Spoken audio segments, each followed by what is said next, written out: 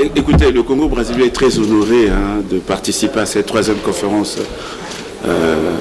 africaine sur les startups. Et je voudrais d'abord remercier et féliciter le leadership du président Abdelaziz Tebboune et du gouvernement algérien pour l'organisation de cette conférence. Il faut que l'Afrique parle d'une même voix. Voilà, on a des instruments au niveau de l'Union africaine, c'est le comité technique spécialisé. Nous avons aussi un autre instrument qui est l'Alliance Smart Africa, qui permet d'avoir un marché unique au niveau des réseaux de télécommunications.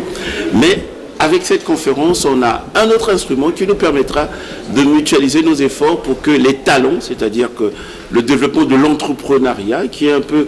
le talon d'Achille de tous nos gouvernements, puisse éclore et faire en sorte que les talents africains demeurent en Afrique et surtout,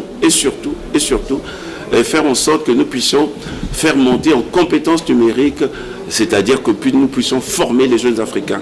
Et cette troisième conférence pour nous, c'est un instrument important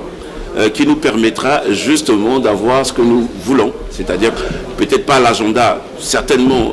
2063 de l'Union africaine, mais une Afrique décomplexée, une Afrique qui est dynamique, une Afrique qui peut entreprendre pour le bien des Africains. Donc le Congo est très honoré de participer à cette troisième conférence et nous souscrivons pleinement sur le projet du plan d'action, de recommandation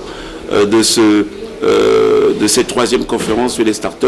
mais nous demandons à ce que le fonds africain, nous savons que le gouvernement algérien, le président algérien a mis un fonds, on nous a parlé pratiquement de 1 milliard de dollars américains, mais nous souhaitons que d'autres partenaires aussi au développement qui sont ici présents puissent participer à l'effort afin que nous ayons en Afrique des jeunes start-upers, des entreprises qui puissent générer de la croissance, créer des emplois et faire en sorte que notre continent sorte, surtout que nous avons un continent d'avenir, parce que la plupart des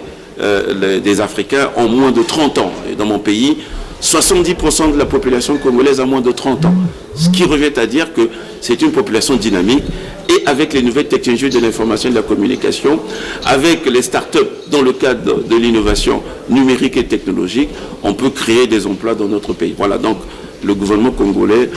par ma voix, est